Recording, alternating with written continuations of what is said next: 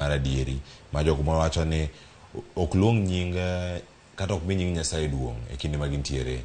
Wacho ni sani nitie dinde mopogore opogore, kanise donjo, ohala nitie. Otemo donjo kar ka, miya pachi kuom otegi. Erokamano. Adwa wuoyo matin kuom jago moro ote machuok macheke ko through ginene wan kod yie mbui mar Facebook kacha. Facebook gima timore ni kaka asewacho ti jok mosekikore e kinde jotich Nyasaye to gin jotich Nyasaye, gin jok ma ni after business.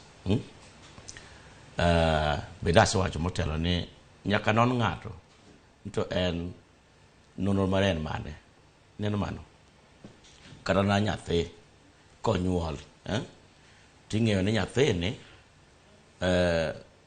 ma wuon ng'ane ka ng'ane, to wuon gi timbege ne chalo kaka timbege chalo ni, wuon gi timbe ne ber to en timbege gi oago kanye, neno mano.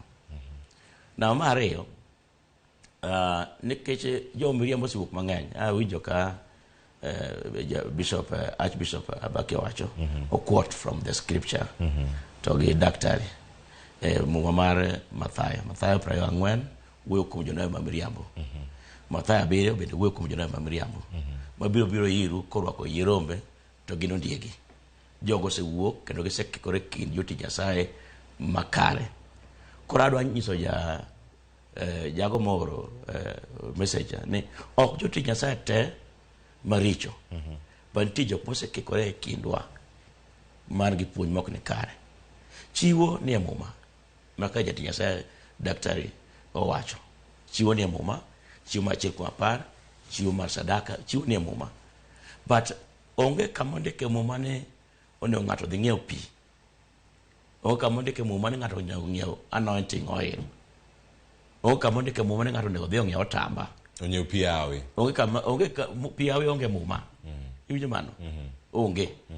Gini en ni jowa bende osekoso puonj, kendo ji mang'eny sani nigi chandruok ka giwinjo kama gik moko timore ni on timore ang'o gene kata mag miriambo to ringo gidhiye. Kata jogie jotich Nyasaye mosekikore kindwa gi matimbegi ok ni kare gitiyo gi teko mag mudho, gima nyaka wang'e, gi brain wash go ji. Iwinjo? Kisedhi kacha to gi brain wash, koro ok inyal ng'eyo ni ng'ani ong'ama ber kata ng'ama rach. Koro ji emonego beni puonj jotich Nyasaye man tiyo tich Nyasaye makare, onego ket ji gi puonj mondo puonj ji tiend muma, mondo ng'ato ong'e muma matut manyalo miyo ka odhi kamoro yudo ka gimi puonjo kacha opogore gi muma, to ong'eyo ni ng'ani ok ng'ama puonjo wach Nyasaye makare. Iwinjo mano? Ko gini en vice versa. Jo moko osewuok ma jo mecho ma jo kuoge e nying bedo e nying tich Nyasaye. Iwinjo? Gin ondiegi murwako yie rombe ma wuondo ni jotich Nyasaye. Iwinjo? On the other side, jowa bende koro onego walok trend mar puonjo ji, puonjo wach. Injili onego wayal injili, ji onego war, to onego wapuonj ji mondo gurre e wach Nyasaye matut mamiyo ong'eyo wach Nyasaye gi tiende gi muma mondiki mondo mi kik ji mang'eny lal. Iwinjo? Nitie kama iwacho bende mabe adwa duoko matin ni to joge ka gibiro kacha jadolo motimo makosa monego gidil go koso gidil gi the church kanisa te ok onego gidil gi kanisa te. Ng'ama